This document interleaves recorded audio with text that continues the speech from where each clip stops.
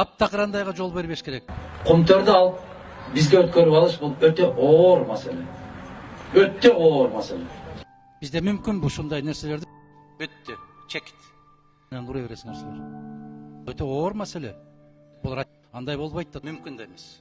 Долбоордун суммасы 3 миллион АКШ доллары, 3 миллион тең грант, долбоорду ишке ашыруу мөөнөтү 5 жыл.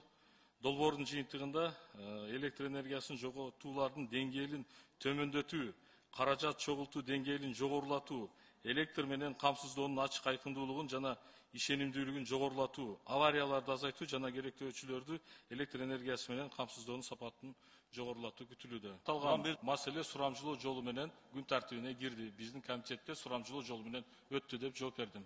Нурбек Өнөрбекович. 5-чи микрофон.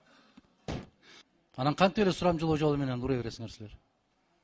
Бизде мүмкүн ушундай нерселерди сурамжылоо жолу менен кол коюу менен комитеттин чечимини сурамжылоо жолу менен кол койдуруу менен кабыл алсак боло береби? Бул орчундуу маселе, бул өтө оор маселе. Бул ратификация маселеси. Андай болбош керек. Таптакырандайга жол бербеш керек. Андай болбойт да, туугандар. Ар бир нерсенин чеги болот. Мына азыр дагы айтып атасыз, комитет жыйыны болгон жок, бирок сурамжылоо менен. Анда кол койгон депутаттар айтсын, биз кол койдук деп, биз ошолордон сурайлы. Кыргызстан кандай абалда калып атат? Комитетте ушу кворум болбой калды деген кандай нерсе бул? Жыйын өтпөй калды деген. Алгам Сабаевич, аталган маселе боюнча регламент жол берет. Регламентке ылайык иш алып барылып атат. Урматтуу депутаттар, бул 3 миллион грант экен.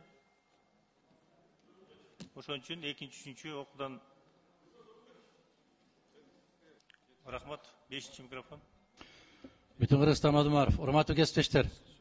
Башка мыйзамдар дегер Кыргызстанга тиешелүү болгон болсо, ушундай болуп чечип алса болот. Бирок эл аралык маселеге келгенде сөзсүз талкуу болуш керек. Сөзсүз талкуу болуш керек. Мен дагы бир жолу баса белгилеп айтам да. Баягы сурамжылоо жолу менен деген бул өтө сейрек учурда каралышы керек. Сурамжылоо жолу деген. Анда биз баарыбыз тарап кетели дагы онлайн форматта иштей бербейли, сурамжылоо жолу менен. Мыйзамдарды деле кабыл алып берсек болот экен. Геп ушунда болуп атат. Мен урматтуу Нурбек мырза, сизден суранам.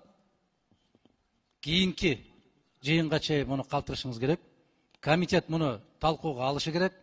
Могу жерде жооп беребиз деген азаматтарга берилүүчү суроолорубуз бар. Суроо жооп бүтүш керек. Комитет кандай режимде өтсө, ошол режимде өткөрүп бүтүп, андан кийин чечимин чыгарышыбыз керек. Менимче бул өтө чоң күмөн алып келет. Анда болбой калат азыр.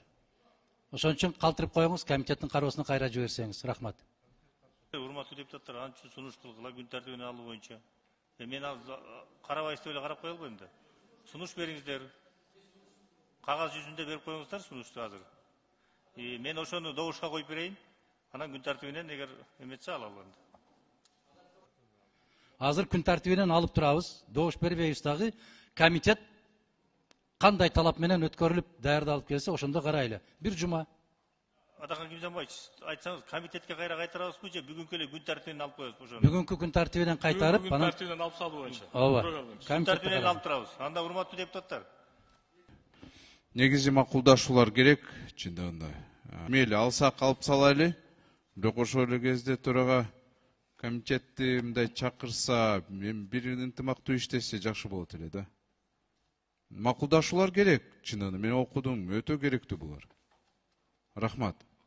Рахмат. Бул 3 миллион доллар толугу менен акылдуу эсептегичтерге кетет. Консультация каралган, бирок консультация донордун эсебинен, өзүнүн эсебинен 3 миллион доллардан $1 консультацияга кетпейт.